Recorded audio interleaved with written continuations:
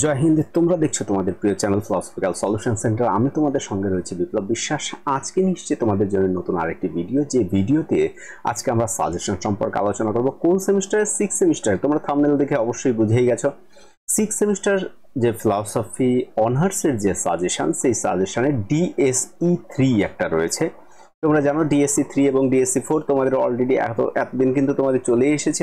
তোমরা দেখতেই পাবে ডিএসসি 4, সরি, সিসি 13 এবং সিসি 14। তো আজকে আমরা ডিএসসি 3, এরপরে আমরা ডিএসসি 4। যখন সবগুলি দেখবে সেমিস্টারে অর্থাৎ 6 সেমিস্টার সব সাজেশন একসঙ্গে বেরিয়ে যাবে, তখন দেখবে প্রত্যেকটা ডেসক্রিপশনের মধ্যে প্রত্যেকটা সাজেশন একসঙ্গে যে সেমিস্টার আছে সেই সেমিস্টারে অলরেডি থাকবেই। এবং অন্যান্য যে 4 সেমিস্টার দিয়েছে সেখানেও দেখবে অলরেডি 3টে সাজেশন একটার মধ্যেই রয়েছে, অর্থাৎ ডেসক্রিপশন বক্সের মধ্যে প্রত্যেকটা লিঙ্ক রয়েছে। চলো আর দেরি না করে আমরা সরাসরি আজকের সাজেশন দেখে নিই যে ডিএসসি 3-তে কি কি আসতে পারে। দেখো এখানে তোমাদের একটা ইন্টারফেস তোমরা পাচ্ছ এরকম, 6 সেমিস্টার ফিলসফি বা অনার্সের ডিএসসি 3 এরকম রয়েছে। এখানে দেখো দুটো করে পার্ট থাকে, একটা এ আর একটা বি। তো তোমাদের যে কোনো একটা তোমাদের করতে হবে। আমি দুটোরই সাজেশন এখানে দিয়ে দিয়েছি। একটা রয়েছে ফেমিনিস্ট ফিলসফি আর একটা রয়েছে ফেনোমেনোলজি অ্যান্ড এক্সিস্টেন্সিয়ালিজম, পার্ট 1 আর পার্ট 2। যে কোনো একটার থেকে তোমাদের কিন্তু বিষয়ে অ্যাটেন্ড করতে হবে। তো সবার প্রথমে আমরা ফেমিনিজম থেকে দেখব যে ফেমিনিস্ট যে ফিলসফি রয়েছে সেখান থেকে এবারকার কি কি কোশ্চেনগুলি আসতে পারে। 1 নম্বর কোশ্চেন দেখো, what are the relations between morality and ethics. Morality এবং এথিক্সের মধ্যে কি রিলেশন রয়েছে বা পার্থক্য রয়েছে, এরকম আসতে পারে। 2 নম্বর কোশ্চেন দেখো, what are the difference between sex and gender. তারপরে রয়েছে write down the difference between ethics and justice and ethics of care, এরকম কোশ্চেন আমি রেখেছি। তারপরে রয়েছে দেখো 4 নম্বরে, enumerate the example of feature of ecofeminism. ইকোফেমিনিজমের উপরে একটি টিকা লেখো বা এটাকে ব্যাখ্যা করো। অথবা দিয়ে এরকমই কোশ্চেন আরেকটা থাকতে পারে, explain ecofeminism as the varieties of feminist philosophy. Is ecofeminism necessarily feminist in nature? তো এই দুটো যে ইকোফেমিনিজমকে যদি ব্যাখ্যা করি তাহলে এটাকে আমরা অলরেডি ব্যাখ্যা করতেই থাকবো। ওখানে 2-1টা প্যারা হয়তো ছোট মোটো একটু আলাদা লিখতে হবে শুধু। 5 নম্বরে রেখেছি রাইট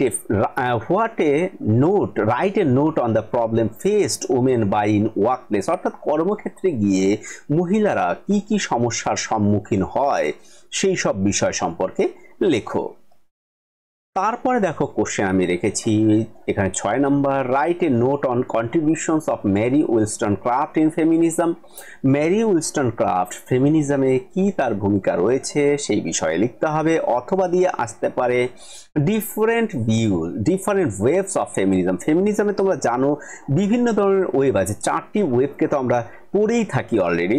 সেখানে 4টি ওয়েভকে তোমাদের পড়তে হবে। এই 4টি ওয়েব থেকে যে মানে ডিফারেন্ট যে ওয়েবগুলি আছে ব্যাখ্যা করো। 7 নম্বরে, discuss the point of discriminations of the human rights faced by transgender. তোমরা জানো ট্রান্সজেন্ডারদের এথিক্স রয়েছে, সেটার উপরে পিপল ইন সোসাইটি যেগুলি রয়েছে তাদের উপর ডিসক্রিমিনেশন অফ দ্য হিউম্যান রাইটসকে কিভাবে ডিসক্রিমিনেশন করা হয়েছে। অথবা রাইট এ শর্ট ইসে অন ট্রান্সজেন্ডার হিউম্যান রাইটস। তো বিষয় প্রায় একই, discrimination of the human rights এর সঙ্গে হিউম্যান রাইটস এর। তো এই দুটো তোমাদের একসঙ্গে পড়লেই হয়ে যাচ্ছে। এটা পড়লে যে কোনো একটা নোট বানিয়ে নিও এবং সেখানে দেখবে তোমরা পেয়ে যাবে। তারপরে রয়েছে one is not born A women, one becomes one. অর্থাৎ মহিলার শুধু যেমন যদি বলা হয় এরকম যে জন্ম নিলেই মহিলা হওয়া যায় না, মহিলা হয়ে উঠতে হয়। এখানে who said this and why, এখানে জেন্ডার অ্যান্ড সেক্স এই বিষয়টাকে কিন্তু খুব সুন্দরভাবে ব্যাখ্যা করবে বা করা যাবে এখানে, ঠিক আছে, টেনশনের কোনো কারণ নেই।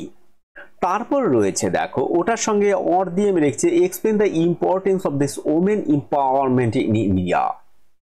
এই যে মহিলাদের হয়ে উঠতে হয়, বিকাম এ ওমেন, এই বিষয়টা তাদের এম্পাওয়ারমেন্টকে এই বর্তমান জগতে কতটা গুরুত্বপূর্ণ। তারপর রয়েছে point out the different between liberal and radical views of feminism. তা তোমরা যখন ফেমিনিজমকে পড়বেই তো রেডিক্যাল আর লিবারেল ভিউ তো তোমরা পড়ছই, তা যে কোনো একটা কিন্তু তোমাদের আসতে পারে। ধরো খালি লিবারেল আসলো অথবা খালি রেডিক্যাল ভিউজ আসলো, আবার লিবারেল ভিউ না এসে সেখানে দেখো পিটার সিঙ্গারের মতবাদ এসে গেল, তাহলে কিন্তু তোমরা কিন্তু লিখতে পারবে ওখানে।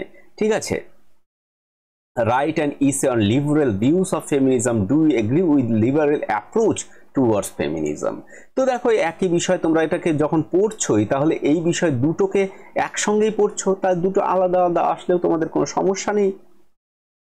আবার রয়েছে দেখো write a note on philosophical basis of feminism, is there any distinction between sex and gender. এটা কিন্তু তোমরা একবার কোশ্চেনটা পড়ছোই, সেখানে ফেমিনিজমের সঙ্গে সেক্স অ্যান্ড জেন্ডারের যে ডিস্টিংশন সেটা কিন্তু, তাহলে এই কোশ্চেনটা কিন্তু অলরেডি আগে একবার আমি বলেইছি। 11 নম্বর দেখো, তো দেখতে মনে হচ্ছে অনেক কোশ্চেন, কিন্তু অনেক কোশ্চেন কিন্তু নয়। the personal is political, explain the statement. The personal is political, explain the statement. Does feminism subscribe these views? এই একটা কোশ্চেন তোমাদের, এটাও একটা কোশ্চেন ফেমিনিজমের উপরেই কোশ্চেনটা। ঠিক আছে, আর দেখো এখানে রেখেছি রাইট অ্যান ইসে on the moral dimensions of feminism. তো যে নৈতিকতা রয়েছে না, তো ফেমিনিজমকে যখন পড়বো, লিবারাল পড়বো, রেডিক্যাল পড়বো, সেখানে তোমরা ইথিক্যাল ডাইমেনশন পেয়ে যাবে। তার মানে ফেমিনিজমটা তোমরা যদি পড়ছো একটাই যে ফেমিনিজম কি, ফেমিনিজমের দুটি মতবাদকে আলোচনা করো, মেরি উলস্টনক্রাফটকে আলোচনা করো, তো এই কোশ্চেনগুলি তোমরা এমনিও লিখতে পারবে, খুব একটা ডিফিকাল্ট নয়। What are the demands placed by the national organizations of the women, অর্থাৎ now, to the Republican and Democratic Party of United States of America? এই একটা কোশ্চেন যে কি ডিমান্ড করছে। ঠিক আছে, এখানেও ফেমিনিজমকে কিন্তু কি করা হবে, বাড়াবা দেওয়া হবে। ঠিক আছে, তো এইবার আসি আমরা পার্ট বিতে। বিতে দেখো তোমাদের রয়েছে কি রয়েছে, বিতে আমাদের রয়েছে ফেনোমেনোলজি অ্যান্ড এক্সিস্টেন্সিয়ালিজম। এখানে কি কি কোশ্চেন আসতে পারে, কেউ যদি মনে করো ফেনোমেনোলজি নিয়ে থাকো তাহলে দেখো what is existentialism, discuss is distinctive as characteristics, এর বৈশিষ্ট্য আলোচনা করো। 2 নম্বর রয়েছে discuss the concept of death following Heidegger. এখানে কেয়ারের একটা কনসেপ্টও কিন্তু আছে, তোমরা কিন্তু একটু দেখে রেখো। ডেথ কনসেপ্ট, ডেথ কি, ডেথ হচ্ছে the end of the all possibilities the human beings. মানুষের সম্পূর্ণ সম্ভাবনার শেষই হচ্ছে আমাদের ডেথ। এখানে হাইডেগারকে নিয়ে ব্যাখ্যা করতে হবে, কেয়ারের কনসেপ্ট দিয়ে কিন্তু ব্যাখ্যা করতে হবে। এখানে একটা শব্দ আসবে ডিজাইন। তারপর রয়েছে explain the notions of nothingness as in Sartre philosophy. নাথিংনেসকে কিভাবে ব্যাখ্যা করা যাবে, যে নাথিংনেস দেখো সাধারণ একটা উদাহরণ দিয়ে তোমাদের যদি বলি, ধরো তুমি হেঁটে যাচ্ছ, এত চাওয়া পাওয়ার মধ্যে তুমি হেঁটে যাচ্ছ, একদিন তোমার অ্যাক্সিডেন্ট করলে তুমি মারা গেলে, সেখানে কিন্তু একটা নাথিংনেস। এই জায়গা থেকে কিন্তু সার্ত্রে কিন্তু এরকম চিন্তা ভাবনা বেরিয়ে এসছে যে আসলে জগৎ সবকিছুই শূন্য, অর্থাৎ নাথিং। তার মানে আমি এত কিছু চাইছি, এত কিছু আশা, লোভ, মোহ, মায়া, যার জন্য আমি কারোর সঙ্গে নিন্দা, হিংসা, ভয় ইত্যাদি সব কিছু করছি, কিন্তু আমি হঠাৎ করে মারাও যাচ্ছি অ্যাক্সিডেন্টলি দাও।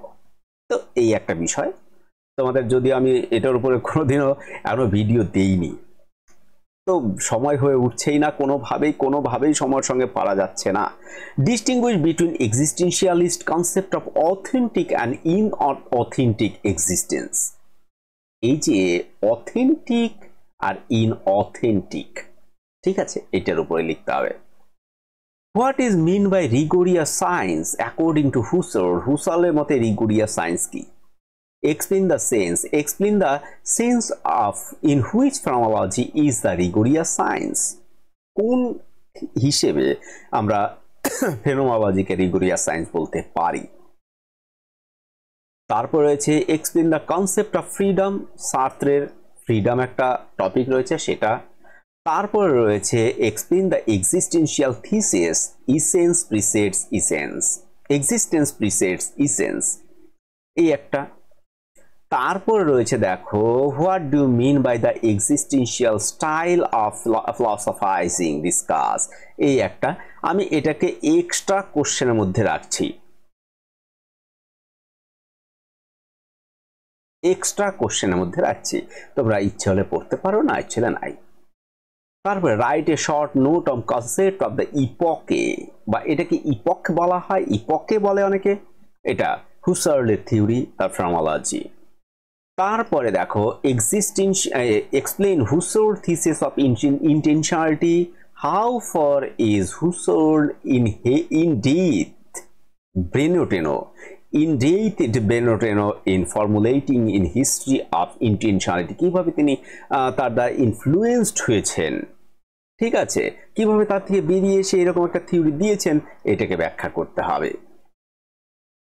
তারপর রয়েছে write a note of the existentialist concept of bad faith, এই ব্যাড ফেইথ এর উপর একটা কোশ্চেন।